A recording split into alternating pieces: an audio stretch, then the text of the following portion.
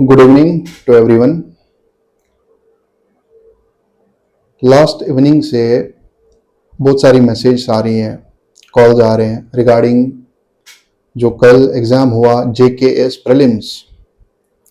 तो ऐसे में most of the candidates are in distress. Reason क्यों है, क्यों है वो स्ट्रेस में, एंजाइटी का शिकार क्यों हो रहे हैं? Many are thinking about the cut off. देखिए, एग्ज़ाम अब ओवर हो चुका है, कट ऑफ जो होना है वो तो देखा जाएगा। प्राइमरीली जो अभी हम बर्ड्स आई व्यू से देख पा रहे हैं, बेस्ड अपॉन आवर एक्सपीरियंस हम इन्फरेंस ड्रॉ कर सकते हैं। देखिए, given the number of seats, difficulty level जो पेपर की थी मेरे हिसाब से मॉडरेट थी, बट सुनने में ये आया कि जो पेपर 2 है, जो कि मैंने देखा नहीं, CSAT, कंपैरेटिवली बहुत सारे लोगों का क्वालिफाई नहीं हो रहा है।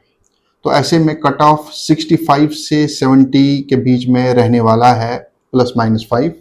अगर आप इस रेंज में फॉल करते हैं, you should take a day और to afterwards you should start preparing for mains examination.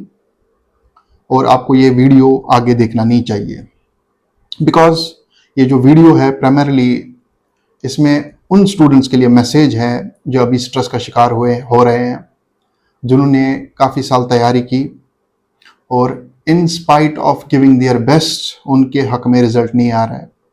देखिए, जनरली या तो आपका पेपर 1 क्वालिफाई नहीं होगा या तो पेपर 2 क्वालिफाई नहीं हो रहा है। ओके, पेपर 1 क्वालिफाई क्यों नहीं हो रहा है, इसके जो मेन रीजंस होते हैं, lack of sufficient reading, sufficient knowledge, या आपने पढ़ाई ठीक से की बट रिसोर्सेज जो आपने चूज किए वो करेक्ट नहीं थे, और एक रीजन जो है इनफ रिवीजन नहीं किया,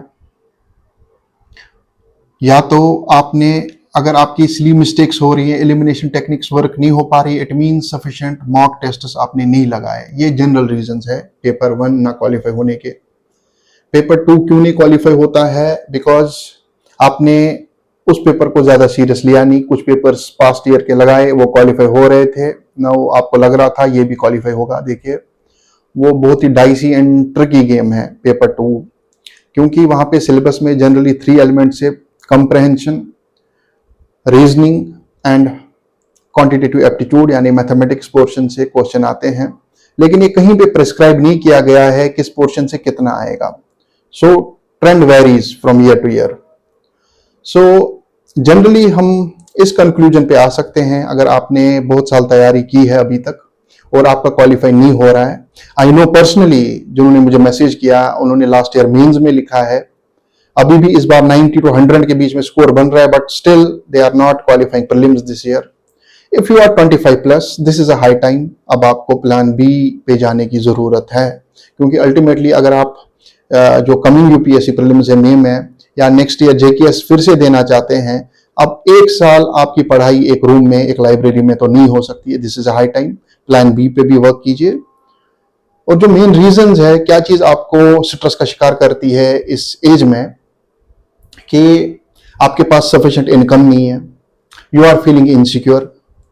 अब आप जॉब ढूंढ रहे हैं इस चीज के लिए, गवर्नमेंट जॉब, सो दैट आपको रिकॉग्निशन, थोड़ी इज्जत मिले, बिगिनिंग फ्रॉम फैमिली, क्योंकि you are the product of your circumstances. और हमारे नॉर्थ इंडिया में जनरली जो ट्रेंड है, कल्चर है, हम गवर्नमेंट सर्विसेज को सिक्योर सर्विसेज समझते हैं। हालांकि अगर आपका क्वालिफाई हो जाता है कोई भी government exam, you will be secure only. तो आप कुछ बड़ा, कुछ एक्स्ट्रा ऑर्डिनरी तो जिंदगी में करेंगे नहीं, that's for sure. Yes, your life will be secure.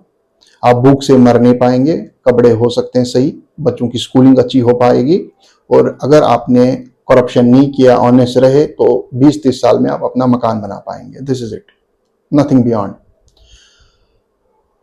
अब जितने स्टूडेंट से मैंने बात की है, मेरा माइंड तो ये कह रहा है कि मोस्ट ऑफ द कैंडिडेट्स खुद को बाकियों के प्रिज्म से देख रहे हैं।